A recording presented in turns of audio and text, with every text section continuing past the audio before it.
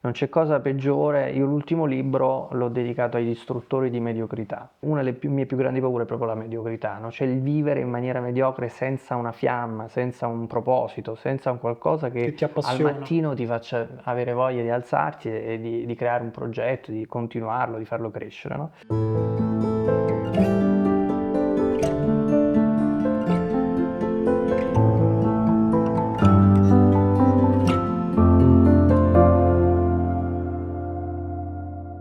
Fabio, grazie mille per essere qui con noi oggi. Grazie a te Andrea, grazie a voi dell'invito. Io comincerei con una prima domanda introduttiva per anche dare il contesto a chi ci ascolta, chi ci segue. Con chi siamo oggi? Allora, io sono un imprenditore e un appassionato di artigianato. Ok. Quindi uno studioso del classico maschile, dopo aver visitato più di 200 botteghe, sartorie del mondo, a un certo punto ho detto cos'è che mi interessa davvero, no? L'eleganza come concetto totalizzante, che quindi non si ferma solo all'abbigliamento, ma anzi l'abbigliamento è il lato esteriore, forse ultimo per importanza, ma trova il suo fondamento in un animo elegante, no? Quindi nei gesti eleganti, nel modo di parlare.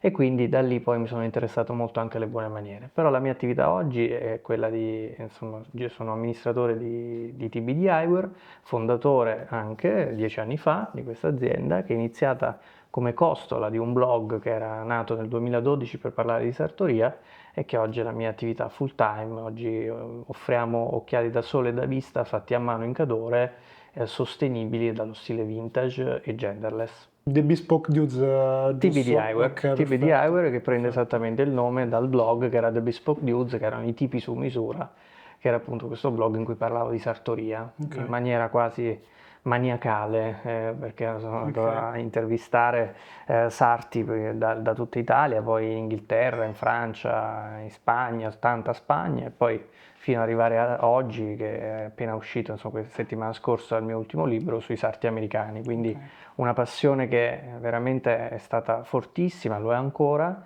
e che quindi si estrinseca poi in vari modi, prima dal blog, prima con un blog, poi con i social e poi con un libro, con dei libri che sono Profumo di Sartoria, Scent of Tailoring, quindi, Ok. che sono vari volumi. Faccio un passo indietro in realtà, chiedendo di che cos'è stato quel sentimento, dove comincia il tuo percorso nel mondo sartoriale? È stata una Allora, vocazione, è stato un qualcosa che hai sì, sentito? sì, allora io il primo libro, come dicevamo prima, l'ho dedicato a chi ha il coraggio di ascoltarsi, perché Ok, io diciamo che mentre negli anni universitari non mi ascoltavo molto, o nel senso ero convinto che avrei dovuto fare l'avvocato ok. nello studio d'affari milanese, nulla contro ovviamente, ma non era quella la mia vera passione, Che il quindi il tuo mio animo corpo, sentiva? esatto, la mia anima dava dei segnali che si estrinsecavano nel corpo, no? Quindi a livello psicosomatico. Ok, E io non li ascoltavo, dicevo, vabbè, sarà stress così, ma quelli sono tutti segnali da cui noi dobbiamo imparare ad ascoltarli, no? E quindi l'aneddoto è, ero a Buenos Aires, insomma, studiavo a Buenos Aires alla UBA, vinco questa borsa di studio e questa compagna di classe, un giorno dopo aver visto che io non avevo studiato neanche una pagina, mi dice cosa hai fatto tutto il giorno? E io avevo passato l'intera giornata a visitare blog insomma, all'epoca c'era Sartorialist, ok, poi c'erano fotografi di street style, non mi interessavano le sfilate in sé per sé, di nuovo, nulla nulla contro contro. la moda, non era Però la mia era un passione, la mia altro passione era vedere come il menswear puro, cioè come gli uomini si vestivano per andare per alle andare sfilate, agli gli eventi. operatori del Ok, settore, il pitti uomo, tutto ciò che rappresentava la moda maschile nel senso di menswear, non ok. di sfilate. Quindi, insomma, lei mi guarda e mi fa, "Ma perché non ti dedichi a questo?" Io la mia prima reazione è stata ridere perché io prima di allora non avevo mai neanche nell'anticamera del Considerato... cervello considerato che potesse essere un'opzione. Quindi dice, no, ma vai, devo fare l'avvocato. Torno a Milano, mi laureo e insomma dico, per fortuna, forse questa persona non aveva tutti i torti. accolto nel Esatto. segno. E quindi apro questo blog, mi ricordo ancora ero seduto in mensa all'università, in Bocconi, mi ricordo anche dove ero seduto, pensa, vedi che Addirittura. roba incredibile. e cercavo questo titolo, questo nome per questo blog che volevo aprire. Era il 2012, quindi Quindi parliamo, parliamo dei tempi proprio in sì, cui stava nascendo tutto. Facebook, Facebook era agli Tumblr inizi, stavano al loro zenith. esatto. Facebook era al loro zenith, Instagram stava cominciando a entrare in Italia Ok. e mi ricordo, volevo qualcosa che ricordasse un po' me stesso, cioè che mi rappresentasse, che trovo in questo nome, The Bespoke News, la soluzione perfetta, perché Bespoke è un'arte che nasce in Inghilterra, che ha un richiamo aristocratico, no? Quindi Ok. l'arte del sarto, di riuscire a trasformare un tessuto Un tessuto bidimensionale in in un un abito qualcosa di più. tridimensionale, e la parola dude che è molto colloquiale, molto di Ok. strada, giovanile, Ok. che mi rappresentava perfettamente perché io ero un giovane alla fine, uno sbarbato, come si dice qua a A Milano, Milano. uno sbarbatello, che raccontava però un mondo che era molto considerato non solo non giovane, per usare una litote, ma anche poco abbordabile da un punto di vista economico. Quindi era perfetto che era il bespoke alto e il dude che era il basso, che era un po' me stesso, no? E inizio, la vocazione viene perché avevo velleità giornalistiche, ero un ingenuo, e quindi non avevo ancora capito che in Italia purtroppo è No. molto difficile adesso, non è più come negli anni 80-90, quindi iniziavo a scrivere per delle riviste Ok. e a volte scrivo addirittura gratis. Ho scritto per 2 anni per GQ, GQ. GQ Oh, per due sì, anni ho sì, avuto sì. una rubrica. Mi ricordo mi pagavano, non ci crederai mai, 25 euro ad articolo, che è una cosa che se tu oggi dici, ah certo è normale, c'è la Gazzetta che paga anche meno, quindi figurati cosa accetta. A No, 90 giorni data fattura a fine mese, cioè ti dimenticavi anche di mandare la di fattura. farla. E scrivo però, e quindi un giorno una rivista svedese mi manda a intervistare una sartoria che purtroppo ha chiuso recentemente, che è qui in Ah, zona, che si chiama Ferdinando Caraceni, ok. uno della dinastia dei Caraceni, che era in Ok. via San Marco. Io mi innamoro perché arrivo in questa sartoria e trovo, è stata forse paradossalmente la prima volta che entravo in sartoria perché prima a Napoli veniva un sarto a casa Ok. per farmi gli abiti da mio padre, eccetera, Ok. Ok. non andavamo noi in sartoria, insomma, mio padre se andava, non ci sono mai andato io prima. E quindi entro in questa sartoria ho questa vocazione, vedo poi Nicoletta, la figlia di Ferdinando, è stata molto brava anche nel farmi innamorare, no? Lei era è una grandissima appassionata. E vedo questa parete piena di tessuti, questi sarti che lavoravano in silenzio. Il silenzio mi ha colpito tanto, io sono un po' misofonico, no? Io odio i rumori, odio tutto ciò che per me il silenzio è il relax, il rispetto anche, no?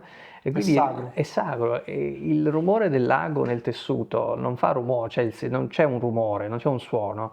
E tu vedi queste persone che cuciono delle cose bellissime nel totale silenzio. E per me è stata una vocazione, come diceva, questa è una cosa Oh. stupenda, voglio saperne di più. E da allora ho iniziato ad andare in giro per sartorie, ma letteralmente di mia spontanea volontà, suonando alla porta di certe sartorie, vestito in maniera improbabile, perché all'inizio era un ragazzino che non aveva Non idea di aveva. cosa fosse la sartoria, eccetera, Ok. e quindi prendevo un po' per buono tutto ciò che mi dicevano i sarti, ma letteralmente da Milano, Firenze, Roma, Napoli, Puglia, Sicilia, Sardegna, sono stato in Spagna, Madrid, Barcellona, le Asturie, ho fatto Parigi, ho fatto tanta Londra, New York, già all'epoca, ricordo, già prima volta che sono stato a New York per intervistare un sarto è stato nel 2015. Oh. Pensa, figurati quanti, 10 anni Dieci fa anni io fa. ancora, già anzi facevo questa cosa qua. E quindi così è nato un po' tutto, per passione, un po' senza un business plan, senza assolutamente alcuna ricerca di mercato per un Progetto. Sì, ok, progetto, ok. cosa che farei oggi probabilmente, però era un po' era il periodo in cui stavano nascendo i blog. Quindi mosso da questa forte passione, io andavo in giro, mi ricordo il mio primo investimento è stato una reflex di 500 euro, mi sembrava un investimento, manco una macchina, non ti Pazzesco. comprare. Mhm. Sì, sì, e poi mi sono mantenuto facendo il commesso in un negozio qui a Milano. Infatti te lo volevo chiedere, nel Ma senso, come campavi? no, nel senso, come hai cominciato, nel Giustamente, ci sta, senso, è una giusta. perché no, passare comunque da un percorso, Eh. poi come hai effettivamente mosso i primi passi, È no? stato un bel salto nel vuoto, nel senso che chiaramente avevo tutti contro, dalla mia fidanzata dell'epoca agli amici. Immagino pure i genitori, I insomma, genitori erano, sono stato sapere... fortunato Ah, ok, perché ok. loro erano preoccupati però mi hanno sempre detto, guarda, evidentemente ti fa così schifo quello che Che hai proprio studiato che insomma prova.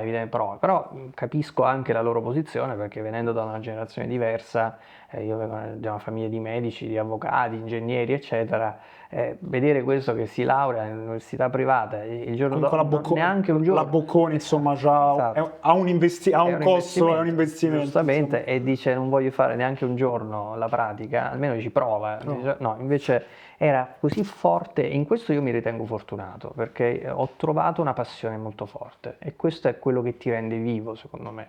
Non c'è cosa peggiore, io l'ultimo libro l'ho dedicato agli istruttori di mediocrità. Vabbè, c'è un ok. aneddoto però perché una delle mie più grandi paure è proprio la mediocrità, no? Cioè il vivere in maniera mediocre senza una fiamma, senza un proposito, senza un qualcosa Che che ti al appassiona. mattino ti faccia avere voglia di alzarti e di creare un progetto, di continuarlo, di farlo crescere, no? E questo libro, questa dedica in realtà viene da una lettera che Gabriele D'Annunzio scrisse alla Marchesa Casati Stampa, che è stata un influencer ante litteram degli anni 20, Wow. nonché sua amante. E questa lettera è stata pubblicata all'interno della Villa San Michele di Anacapri, dove è stata allestita una mostra permanente sulla Marchesa. E io quando ho visto ad agosto di quest'anno, stavo andando in stampa con il libro, ho visto questa lettera che Gabriele D'Annunzio scriveva alla Marchesa e terminava con Accorè, che lui la chiamava così, un nomignolo, non sappiamo perché, distruttrice di mediocrità. E io lì ho avuto come pelle d'oca, anche adesso te lo racconto quasi un'emozione, perché ho detto, questa è proprio la cosa che cioè, Che mi piace molto, la sento vibra. molto mia, vibra molto dentro di me. E quindi ho detto a chi dedichiamo questo terzo volume, chi vuole distruggere la mediocrità, no? Ci prova almeno. No? Il secondo volume era invece dedicato ai costruttori di bellezza perché è dedicato ai sarti. No? Il primo era un po' più a chi come me era riuscito a capire che doveva cambiare, quindi Ad ad ascoltarsi, appunto. ascoltarsi, quindi cambiare, chi ha il coraggio di ascoltarsi, quindi cambiare il percorso che era prestabilito. Insomma, quindi così è un po' nato tutto. Ricollegandomi ecco, all'inizio del tuo percorso, perché hai detto no, tu sei andato di bottega in bottega. Sì, Com'è stato all'inizio? Perché immagino anche no, per quello che penso è la figura no, del maestro del sarto, è un po' geloso dei suoi segreti, no? Comunque, insomma, è un'arte che non divulgano molto facilmente, quindi sì. no, vedersi di fronte, per carità, un giovane, anche se appassionato, ma che comunque no, stava agli inizi, non penso sia stato molto facile, insomma, per te Non lo è stato, infatti, cominciare, no? è stata la sfida più complessa, perché all'inizio non ero un giornalista, non ero un committente, un cliente, Eri all'inizio, ero insomma. uno che senza niente né parte che dice io voglio venire a fare delle foto e intervistarti. Alcuni per bastare dicevi ti intervisto, va bene. Così. Ah, dicevo, ma cos'è un blog? Perché molti non Non capivano, c'era la non c'era. cultura. Oggi è già passato di moda il termine Sì, sì. blog, adesso si usano altri termini, ma non si capiva neanche cosa fosse questo blog, no? E poi, come dicevi tu, c'è sempre stata una reticenza, riluttanza, ecco, degli artigiani nel raccontare. Io poi me lo sono sempre chiesto come mai e mi sono dato un po' una spiegazione. In realtà non è solo una questione dei sarti. Mm. Qualsiasi prodotto artigianale, eh, noi vediamo la bellezza, ma molto spesso non riusciamo a spiegarne gli ingredienti, ok? Tutti noi magari siamo capaci di vedere qualcosa che è bello, ma dietro quella perfezione, dietro una sala dei giganti a Palazzo Te a Mantova, dietro una Cappella Sistina, dietro un quadro di un Caravaggio, c'è una serie di tecniche, no? C'è una serie di proporzioni, c'è una serie di regole, se vogliamo, di cose che a volte sono gusto, altre volte Un sono connubio, scienza, no? che sono magiche, ok? E che se svelate potrebbero portare l'osservatore a copiare quella stessa cosa. Ok. Che cosa ti dico? Che io per anni veramente ho indossato tantissimi abiti, tanti sarti per passione, no? E molto spesso il sarto non ti spiega perché ti piace così tanto quell'abito, a volte non lo sa neanche lui, molto spesso lo sa, no? Mm. Perché? Perché tu magari quel dettaglio, se lui te lo svela, perché l'arte è tutto lì, nello svelare, se ti svela il dettaglio, tu lo capisci e poi magari te lo fai fare da un altro. Ah, Allora, se io ti dico, guarda che questa giacca ti piace tanto perché ha questa inclinazione del bavero che è quel mezzo centimetro in più di quella che non ti piace, perché ha quel giro che è un po' più ampio qua e tu non ci avevi mai fatto caso, allora nel momento in cui tu ci fai caso ti si apre lo un puoi mondo e lo replicare. puoi replicare. Allora, cioè, questa è la mia spiegazione, però è molto vera. Ad esempio, te lo faccio, ed è applicabile in molti casi. Per esempio, io ho 10 anni che ho un brand di occhiali, come sai. Abbiamo iniziato anche lì senza avere alcuna esperienza nel mondo dell'occhialeria. Io mi ricordo che nelle fiere ogni ottico che veniva a vedere i nostri occhiali se li provava e faceva questo gesto. Dice, ma chissà perché? Perché fanno? Sono Perché si sordi, non toccano? lo so, si toccano le orecchie.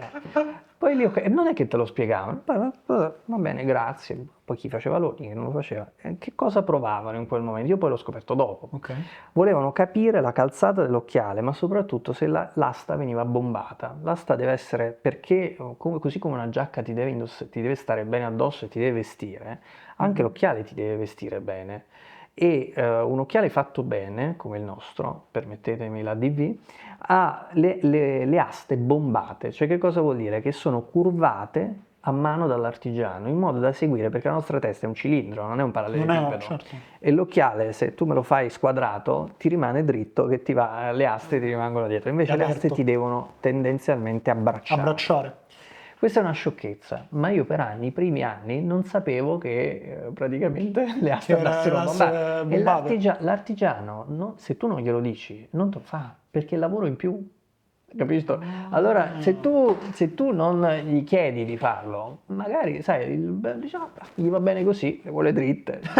Non ha detto. Come quelli che vendono le giacche adesivate, se al cliente va bene la giacca adesivata, va benissimo farla, non è che è Non me l'ha cattivo. detto, Non me non me l'ha l'ha detto, non me l'ha specificato. specificato, quindi capito? Allora, in questo senso è bene svelare l'arte, no? Sto riflettendo in realtà anche su questo aspetto qua, perché un po' anche seguendo le tue interviste, anche lo sappiamo, no? Che è un qualcosa di speciale, appunto è un'arte. Il fatto di non, ecco, tramandare anche questi segreti qua, tu l'hai anche definita, no? Una dying craft, è un po', no? Un peccato, cioè se da un lato, ecco, è un qualcosa che purtroppo non si può svelare per i motivi che ci hai detto, dall'altro però Sì, sì, è un po' un è un cane peccato che si perché morde la coda. esattamente, è un po' una spirale, È una ecco. spirale, sì, sì, insomma, un circolo vizioso che da un lato è dovuto a questa storica, atavica riluttanza a insegnare del maestro Sarto, dall'altro è anche stato dovuto a dei motivi storici, nel Ok, senso che la sartoria ha vissuto 2 decadi buie, che vanno più o meno dalla fine degli anni 70 fino a fine 80, fine 90, scusami, in cui con l'avvento in Italia della confezione, ti parlo dell'Italia, ok. e in generale l'avvento della confezione in Europa, le sartorie hanno iniziato a chiudere bottega, Ah, perché 60-70 anni fa l'uomo si poteva vestire in sartoria, ok? Non c'era l'offerta, la varietà di offerta che che c'è abbiamo oggi, oggi. no? Di Mhm. confezione, di brand, di su misura industriale, eccetera. In America esisteva già un po' di su misura industriale come lo intendiamo oggi, ma in Italia era così. Chi si voleva negli anni 50 l'uomo si vestiva dal sarto, poi l'aristocratico si cambiava 3 volte al giorno come nel Gattopardo e la persona di umili origini aveva l'abito buono della Uno, domenica che esatto. si usava per andare a messa in chiesa. Benissimo, con il cambio, diciamo, con l'avvento della confezione, Sartoria ha iniziato ad andare in crisi ed è lì che sono nate infatti aziende importanti come Keaton che sono state capaci, hanno avuto il merito, che le viene riconosciuto a livello insomma, mondiale, Universale. universale, di aver salvato e aver raccolto tutte quelle maestranze che stavano per chiudere bottega sotto l'unico cappello dell'azienda, no? E del marchio Keaton. Quindi che cosa succede? Che quelle persone che negli anni 70-80, cioè la generazione dei nostri genitori, Sì. lavoravano in età lavorativa, hanno detto ai loro figli, figlio mio, non fare il sarto perché non ti conviene. Come vedi, io sono andato a peggiorare il mio stile di vita, adesso da che avevo la mia attività ero in proprio, adesso sono dipendente, eccetera, eccetera. Qui noi siamo un po' cresciuti con quella Questa mentalità, cultura quella qua. cultura per cui ti devi laureare e quindi siamo tutti laureati e poi magari il laureato finisce nel call center e il sarto oggi gira in Bentley, cioè, Perché e non è... esatto, perché effettivamente c'è talmente tanta, Esatto. troppa richiesta Esatto, che quindi E ti dico però per fortuna sta cambiando, nel senso che in Italia conosco tanti giovani sarti sui 40, 35, 40 a salire, che stanno iniziando, che magari hanno fatto scuola dai maestri sarti e dopo un po' di anni che si sono sentiti sicuri di sé hanno aperto la loro Si sartoria. sono E questa è una staccati. cosa molto bella, ovviamente questo non fa piacere alle grandi sartorie perché pensano sempre c'è un nuovo competitor, eccetera, eccetera, ma è la storia del mondo, no? È come anche qui con le dovute proporzioni, non è che in azienda da me se inizi a lavorare poi devi per forza lavorare sempre qua, mi piacerebbe se tu sei una Mantenere, risorsa sì. di valore eccetera, ma è chiaro che fa parte del gioco, no? Quindi non è che io posso avercela con te perché vai a Perché lavorare vada altrove. esatto. Quindi insomma questa è un po' la situazione, però devo dire ecco, sta cambiando. In America è molto sentita questa cosa.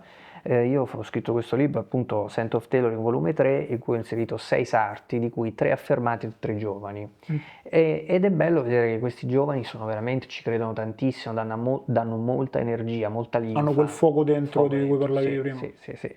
E in Italia, ti ripeto, anche così, in Spagna c'è AES, Associazione Spagnola de Sastreria, che è tutta un'associazione di giovani sarti che si oppone un po' alla Confianza, che è l'Accademia dei Sartori nostra, no? Che è la storica associazione dei sarti spagnola. Quindi esiste a livello mondiale una nuova leva di sarti, però è vero che storicamente si fa molta difficoltà, si fa grande difficoltà, non è come trovare un e-commerce manager o un procurement a È Milano, qualcosa, sì, sì, trovare sì. un sarto è effettivamente molto Una difficile perché rarità. sono molto pochi rispetto al mercato e rispetto alle persone che sono in attività, in età lavorativa, questo è vero. Ed è vero appunto che it's a dying craft perché nel libro l'ho scritto, qualsiasi sarto mi ha detto io faccio grande difficoltà a trovare Trovare. manodopera, anche poi di qualità, perché poi insomma molto spesso sai c'è il solito tema, ma io ti insegno un lavoro e ti devo anche pagare, no? Non viene percepito come un lavoro, quindi insomma è molto difficile per il maestro sarto accettare, Categorizzare. categorizzare, cioè dice io ti sto insegnando un lavoro, perché la classica paura loro è io ti pago, ti insegno un mestiere, tu appena impari te ne vai e quindi io praticamente ho pagato per creare un Per competitor. creare esatto, un qualcosa che... Però se ci pensi, diceva Nino Cerruti, l'importante è che l'arte resti viva, no? Poi in mano a chi sia, se è un giovane, uno straniero, eccetera, insomma, l'importante è che si continui a tramandare. Tramandare, come dicevamo. Bisognerebbe avere quella visione lì, di lungo periodo, invece se si resta bloccati in una visione un po' da bottegai si finisce così, perché dice ah no, ma come, quello poi diventa un mio compagno, allora non gli insegno Allora non niente. dico nulla. Poi l'arte muore con il sarto chiude bottega e è finito tutto. Andando invece più su un concetto nostrano, quello del Made in Italy, se ti chiedessi una tua definizione di Made in Italy, quale sarebbe? Ma guarda, noi italiani siamo bravi perché siamo abituati al bello. Allora, se proprio ci vogliamo dare un merito, che c'è un po' ce lo meritiamo anche, giusto Ci sta, dircelo, è siamo nati in uno dei paesi, se non il paese più bello del mondo, oggettivamente. E quindi questa con la bellezza negli vicinanza, la occhi. bellezza negli occhi, questa vicinanza alla bellezza, questo essere cresciuti con la bellezza a portata di mano, no? Ci ha resi anche da un punto di vista nella produzione, no? In quello che facciamo, più avvezzi a creare cose belle.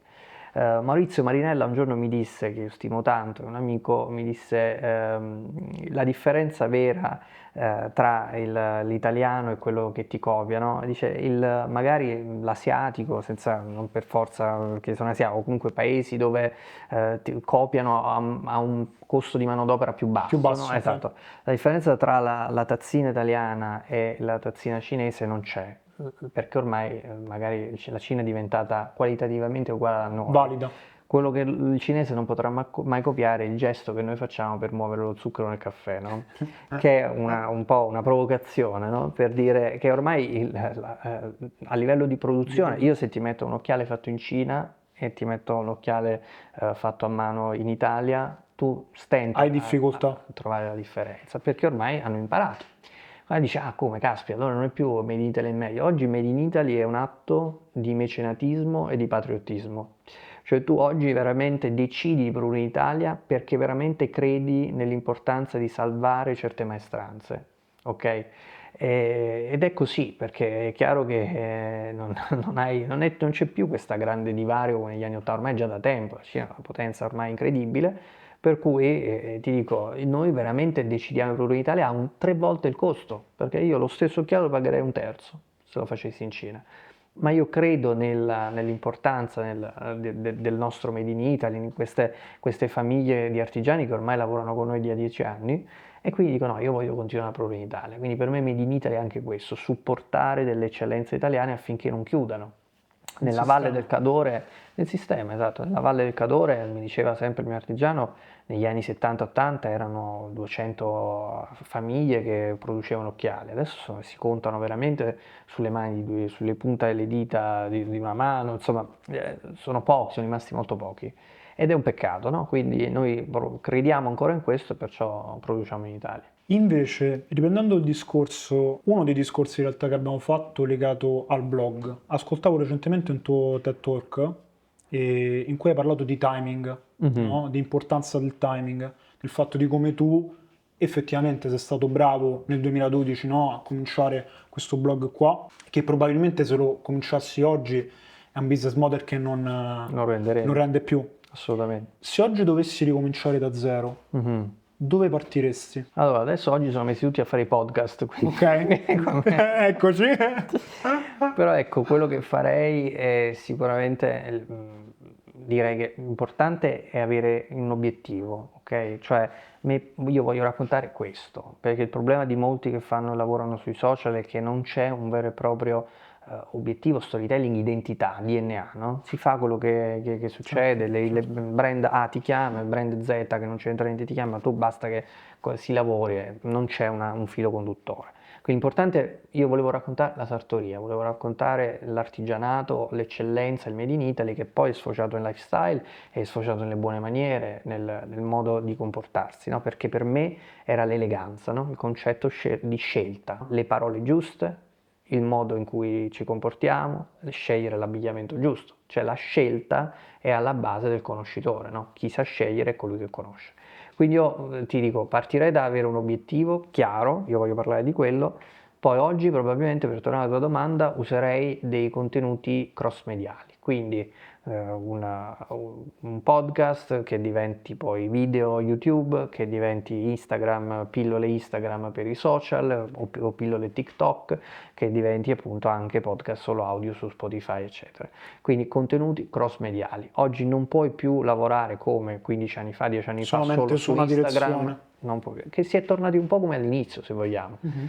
All'inizio io ogni articolo che scrivevo ci perdevo le ore e traducevo, facevo tradurre la traduttrice madrelingua che è la stessa che mi traduce ancora i libri, che è Wow, diventata un'amica di famiglia adesso. praticamente sì, conosce tutti i termini tecnici di sartoria, anche se non ha mai Fantastico. indossato perché non è il suo mondo, chiaramente. Esperienza sul campo. Credo che sa tutti i termini tecnici possibili e immaginabili della sartoria in inglese. E dopo che pubblicavo l'articolo sul blog, io mi ricordo che lo ripubblicavo su Facebook, su Instagram, su Tumblr, su Ok. Flickr, su Twitter all'epoca, buonanima, Wow. insomma una serie di piattaforme perché cercavo di raggiungere il più ampio numero. Poi mi sono concentrato su Instagram perché vedevo che c'era una maggior crescita lì, però oggi come oggi non c'è più quella crescita, oggi miliardi di persone sono su Instagram e quindi immagini che ora siamo in 4 in questa stanza, ma immagina se ci fossero 10 volte le persone che sono adesso, no? Quindi 40 persone in questa stanza, la nostra voce non si sentirebbe. È lo stesso concetto, oggi su Instagram ci sono troppe persone che parlano e quindi è molto più difficile emergere, no? Quindi io per fortuna, diciamo, ho avuto la fortuna di muovermi in un momento in cui si poteva ancora crescere e poi siamo fondamentalmente quella che Federico Marchetti definisce un'algocrazia, no? Ok. Quindi il potere dell'algoritmo, tu sei a casa di qualcun altro, non sei su un tuo sito. Infatti stanno nascendo adesso la nuova frontiera è crearsi un social proprio. Persone con follower base molto ampia si spostano su dei siti proprietari in cui lì pubblicano i loro Puoi contenuti e quindi gestirtelo. non c'è più il filtro dell'algoritmo a mediare tra te e la tua follower base. Perché è chiaro che nel momento in cui tu sei su Instagram tu non paghi, quindi quando tu non paghi, come una frase che è stata resa celebre da Cambridge Analytica, ripresa da Report ultimamente, la trasmissione Report, Mhm. quando tu non paghi il prodotto sei tu. Quindi vuol dire che ti stanno vendendo i tuoi cookie, le tue preferenze, ciò che La tua la tua attenzione. attenzione, i tuoi pupille, esatto, quindi i tuoi occhi. E quindi tempo speso davanti alla piattaforma. E chiaramente nel momento in cui non sei a casa tua sei soggetto alle regole del proprietario di casa. Quindi oggi se l'algoritmo decide che va a quel tipo di contenuto, tu se continui a fare quello Devi che funzionava sottostare. prima, devi sottostare. Quindi oggi la frontiera è quella, quindi crearsi un proprio social, molto difficile, molto complesso, devi avere veramente milioni di follower perché abbia una trazione, altrimenti non rientri, e poi contenuti cross mediali, quindi se proprio vuoi continuare a stare a casa degli altri, non ti puoi concentrare solo su un solo social e non puoi pretendere che la stessa lingua venga letta da tutti i social, ogni social ha una lingua diversa. Una domanda invece legata a che cos'è un indumento che non può mancare nel guardaroba maschile? Uno casual e uno elegante. Per avere entrambe, per accontentare tutti, diciamo. Ok, allora. Come gusto, come scelta personale di Fabio Attanasio. Beh, io poi devi capire che essendo un maniaco devi dire in che stagione Eh, e in che cosa. Se proprio una cosa Dipende dall'occasione, per dall'occasione, se è una cosa di citare le tue mattina, di parole. sera, Sì. no? Allora, a parte gli scherzi, io dico sempre che il blazer è fondamentale. Il blazer, mi raccomando, non dite blazer blu perché blazer blu è un pleonasmo. Si dice Ok. blazer perché blazer è solo blu. Se tu dici blazer blu è come dire uscire fuori, è chiaro che esci.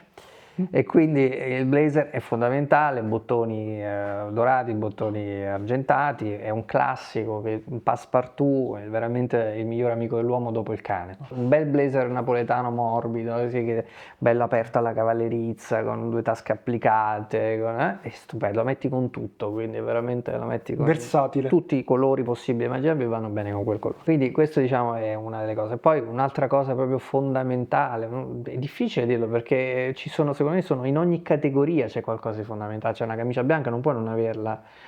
Uno smoking, Ce n'è uno soltanto? no, vabbè, almeno uno smoking è fondamentale, se ti invita a una serata da black tie, che fai? No, certo, Come certo, fai? Quindi certo. non è che ti puoi mettere. Quindi un bello smoking, anche se mi rendo conto che è difficile che tutti lo abbiano nell'armadio, però è un blazer, è un blazer. Poi una Oxford nera liscia è proprio la base, cioè Ok. non puoi non avere una Oxford nera. Poi è chiaro che ci sono varie gradazioni, quella con la decorazione sulla punta, la long wing, quello che vuoi, la brogue, però una Oxford nera te la metti al matrimonio, te la metti per lavorare, insomma, abbastanza comune. Tornando invece sul tuo brand di occhialeria, una domanda, in realtà è una mia curiosità personale. Perché esattamente gli occhiali e non magari, non so, un altro dettaglio, un accessorio? Perché comunque è giusto dire gli occhiali come accessorio, Sì, sì, giusto? certo, Ok. assolutamente. Non so, magari una scarpa, un altro dettaglio. Perché hai scelto proprio gli occhiali? Me lo chiedo anche io. Ah, ok. Ok. Scherzo, no, c'è un aneddoto, io mi ricordo che sul blog indossavo sempre questi occhiali quando capitava che mi scattassi foto degli abiti che mi realizzavano i sarti, questi occhiali color miele, in acetato che avevo acquistato a Capri, e questa piccola ottica che c'è sia a Capri che a Napoli. E ricordo che ogni settimana, ai tempi il blog veramente stava scoppiando, ogni settimana ricevevo uno scherzo, 2 o 3 email di lettori che mi chiedevano dove hai comprato questi occhiali. E io, erano agli inizi, quindi mandavo sempre, dicevo, no, Le guarda, referenze? quest'ottica. Ok. Un giorno ricordo che un lettore australiano mi manda questa mail di nuovo, mi dice, grazie per avermi dato questo consiglio, ti volevo chiedere solo conferma, ma è vero che questi occhiali costano 600 euro, una cosa così. E non era assolutamente così, nel senso che li avevo pagati molto meno e probabilmente il venditore aveva visto che parliamo di 2013-14, Ok. cioè non c'era l'e-commerce come lo conosciamo adesso, chi lo aveva erano pochissimi, quindi figurati se l'ottica di Capri aveva l'e-commerce.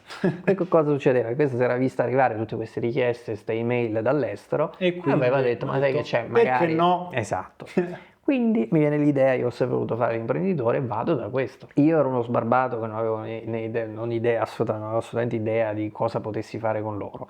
Loro non avevano assolutamente idea di cosa potessero fare con me. Quel meeting fu un buco nell'acqua. Torno a casa e dico, ah, ma sai che c'è, forse quasi quasi. Io ho sempre iniziavo a fare tanta pubblicità per brand terzi, no? E ho detto, ma perché non faccio pubblicità a un prodotto che sia mio? Ok, quindi io pubblicizzavo gli orologi, pubblicizzavo le giacche, le camicie, le cravatte, le scarpe, i pantaloni, eccetera. Guardate che c'è, L'occhiale forse mi permette di non dar fastidio a nessuno dei miei stessi clienti, tra virgolette, cioè dei sarti che intervistavo. Con cui collaboro, con cui Sì, lavoro. perché come sei super partes, come ti poni come giornalista, tra virgolette, un giornalista non ero, ma come uno che racconta la sartoria, no? Se anche tu in primis hai una sartoria. È complesso, O se o se produci produci comunque qualcosa di qualcosa che può affine. essere certo. E quindi Certo. è molto delicato, no? Quindi io, siccome amo troppo questo mondo della sartoria, ho detto, ma forse l'occhiale è l'unico prodotto che non Può dà essere quel fastidio a nessuno. qualcosa. Poi ho capito perché non c'era nessuno, perché è difficilissimo, È un perché è un lavoraccio. lavoro incredibile ed è un impero di Luxottica, Safilo, Marcolin, e quindi quell'1% minimo di quota di mercato che rimane a noi indipendenti, diciamo che è già tanta roba se riesce ad arrivarci a sopravvivere. E così è nato tutto. Pensa che noi il primo ordine, racconto sempre, è stato di 21 occhiali, 21 pezzi dall'artigiano in Cadore, e quindi un modello che ancora abbiamo in collezione, pensa il primo modello come la numero uno Wow, di Zio Paperone, wow. e un modello 3 colori, 7 pezzi a colore. L'anno scorso, da 21 pezzi di 10 anni fa, siamo arrivati a 10.000 pezzi venduti in un anno, quindi siamo ancora piccoli, ma abbiamo tanta voglia di crescere. Visto che insomma mi hai concluso questo tuo racconto con l'ambizione di crescere ulteriormente, dopo tanti anni, che cos'è che ancora ti appassiona? Che cos'è che ancora fa svegliare Fabio la mattina accendendogli quel fuoco dentro? Ma C'è un allora, qualcosa che sì, riesci assolutamente. a... Vedere l'azienda crescere è un'esperienza quasi da veramente esilarante, cioè, stupenda.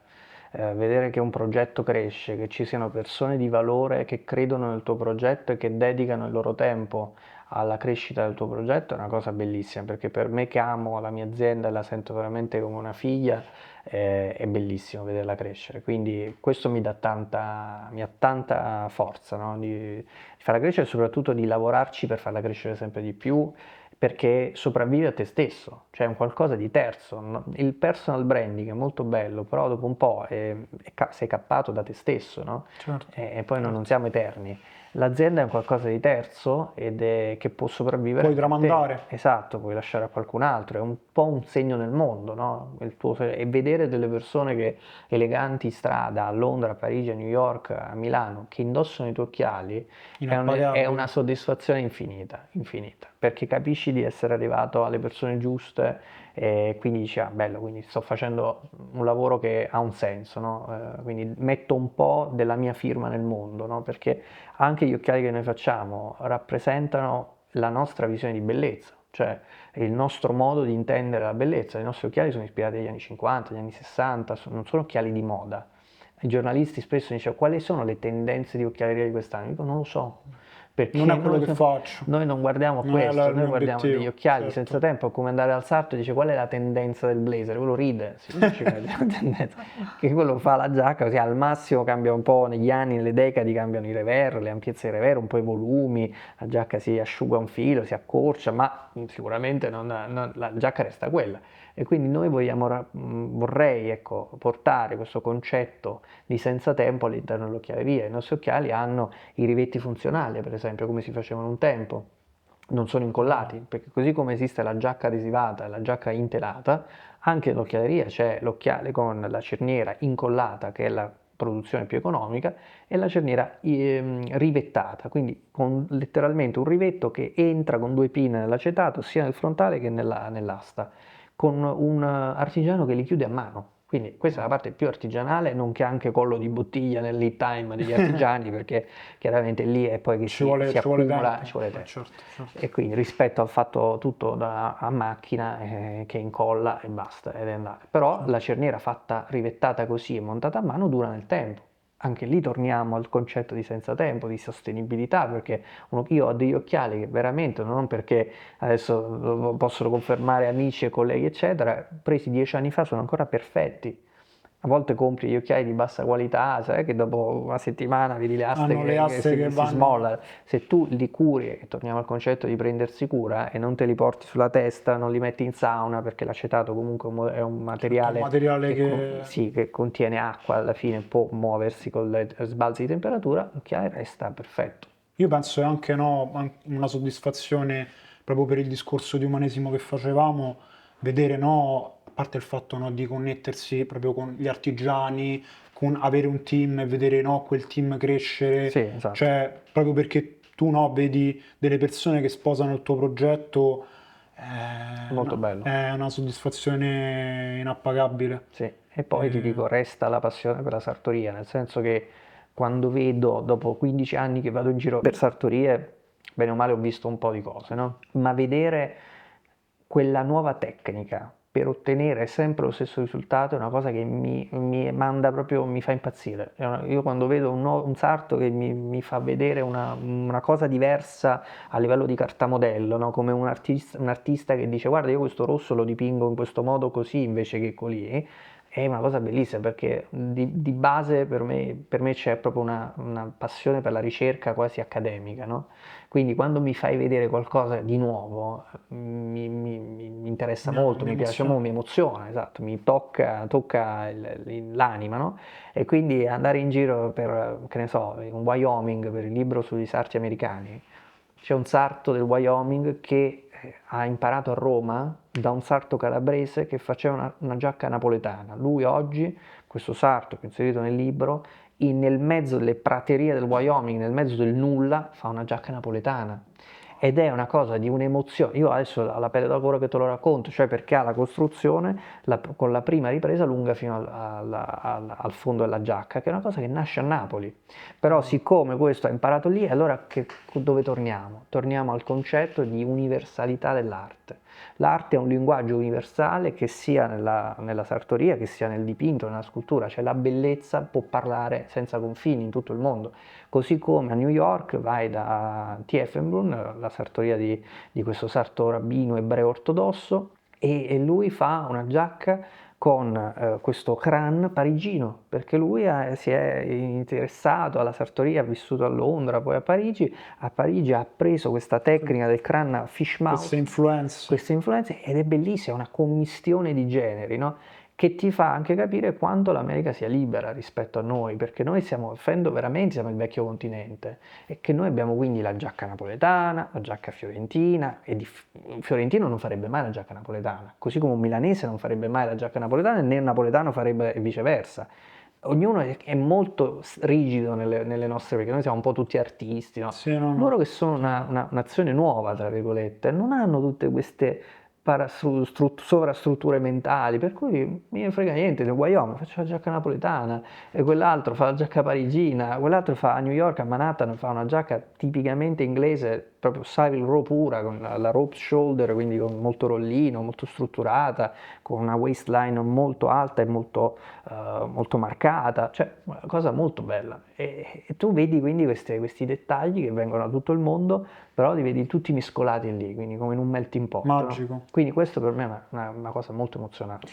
Io penso anche in realtà un po' un peccato che in Italia ci sia, no, questa concezione, questa filosofia, perché se noi pensiamo comunque a tutto il patrimonio che abbiamo, no, che noi veramente siamo un risultato di una contaminazione, perché il patrimonio, no, artistico-culturale che abbiamo Certo, a nostra volta siamo è il risultato, no, di popoli, di culture, dominazioni. di dominazioni che hanno attraversato l'Italia, dai greci ai romani, agli etruschi, ai Certo, normanni, agli spagnoli, ai francesi. Quindi, nel senso, noi siamo proprio così ricchi proprio perché c'è stata questa contaminazione, contaminazione, no? esatto. Quindi è un po', ecco, un peccato che ci sia, no, questa visione un po' Da troppo. un lato un peccato, dall'altro è il nostro vantaggio, perché Perché noi alla mantiene, fine diciamo, manteniamo delle fedele, identità esatto. Sì, e sì, quindi sì. ha un senso perché così come nel mondo culinario tu passi da un paesino all'altro, a volte in certe regioni, uno stesso piatto ha una ricetta completamente diversa Sì, ha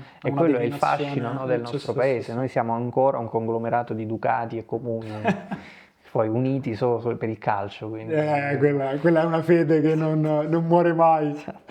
Ho una domanda legata a se c'è un aneddoto, una lezione, un qualcosa di questi anni che tu ti porti nel cuore. Non so, un qualcosa, un concetto che magari ti ha passato, un sarto in particolare, un'esperienza di vita che hai fatto, che ti ha segnato e che ti porti con te tutt'oggi, che vuoi condividere insomma con noi. C'è stata un'esperienza molto forte per me negli ultimi 2 anni, comunque insomma ti dico una delle esperienze a cui ho imparato di più è stata una storia che diciamo mi ha un po' segnato, un problema con un socio che ho avuto in una società. Devo dirti, ho imparato a non permettere mai a nessuno di prevaricare quelli che sono i paletti che io devo porre, perché molto spesso si tende, sai, a entrare in dei meccanismi con delle persone, specialmente in società, le società sono molto difficili, si tende a lasciare, a permettere agli altri, ecco, di fare delle cose che non dovrebbero poter fare, no? Nei nostri confronti, nei confronti della nostra dignità di persona, eccetera, eccetera. Quindi se c'è una cosa che ho imparato, mai permettere a nessuno di dire che non sai fare qualcosa, nel senso mai farsi giudicare, è una cosa che quando c'è un meccanismo di svalutante e svalutato, quando entri in questi meccanismi un po' così, mai permettere a nessuno di farlo, perché queste sono cose che poi ti segnano e può succedere a tutti, guarda, anche quando non te l'aspetti, no? Quindi di base se c'è una persona che magari è molto sensibile ed è, come dire, un po' aperta diciamo, a ricevere dei feedback in maniera molto trasparente, questi feedback a volte se dall'altra persona c'è una persona che ti vuole invece fare del male, devi imparare a porre dei paletti e evitare che queste persone entrino nel tuo circolo intimo, diciamo, Personale. nel tuo personale, esatto. Quindi se ho imparato una cosa è mai permettere a nessuno di dire che non sai fare qualcosa, che tra l'altro è anche una bellissima scena di un film, La ricerca della La felicità, felicità, Will Smith. al bambino, allo stesso modo in tutti i campi, no? Se tu trovi una persona che ti fa sentire inferiore, no? Devi essere capace tu, innanzitutto, di non pensare che quella persona te lo sta dicendo perché è vero, perché noi quando ci rimaniamo male è perché noi stessi pensiamo quella cosa di noi, ok? Quindi tu Vero in realtà devi sempre pensare che innanzitutto non devi pensare a quello di te, ma quello magari è una cosa naturale della tua persona, del tuo animo, e dall'altro devi pensare perché ti devi chiedere perché quella persona ti vuole svalutare, ti vuole far sentire peggio, perché chiaramente deve colmare qualche vuoto che c'ha all'interno e quindi lo fa in questo modo, no? E Qualcosa quindi di questa risolto cosa, che sì, ha... diciamo, con 2 anni di terapia io sono arrivato a capirla e non mi vergogno perché la gente dovrebbe andare in terapia. Oggi la Assolutamente, gente, c'è uno sottoscrivo, stigma che purtroppo sottoscrivo. chi va dallo psicologo è perché ha i problemi. E la risposta è che i problemi ce l'hanno tutti, chi va allo psicologo è chi li vuole risolvere. Assolutamente, per me è proprio un Quindi, percorso interpersonale di crescita. quindi questo ti aiuta molto a capire, esatto, così come si va in palestra, bisognerebbe anche andare alla palestra della mente, che non sono solo i libri, ma anche aiutare a capirsi, no? Che appunto è l'oracolo di Delfi, no? Quindi conosci te stesso, è verissimo, perché se tu ti Assolutamente sì. conosci, anche se tu ti conosci bene, non permetti agli altri di entrare nel tuo intimo, non Intimo. riesci a capire qual è il limite, altrimenti poi sei in balia di chiunque. Quindi questo è un grande insegnamento che ho imparato. Mi sento molto più forte adesso rispetto a 2 anni fa, quando appunto c'è stato il rischio di perdere una società, eccetera, eccetera. Quindi non possiamo ovviamente fare nomi, eccetera, però insomma è così. Fabio, io ti ringrazio per questa bella chiacchierata. Grazie a voi dell'opportunità, è stato insomma un piacere anche per me. Piacere mio. Abbiamo finito.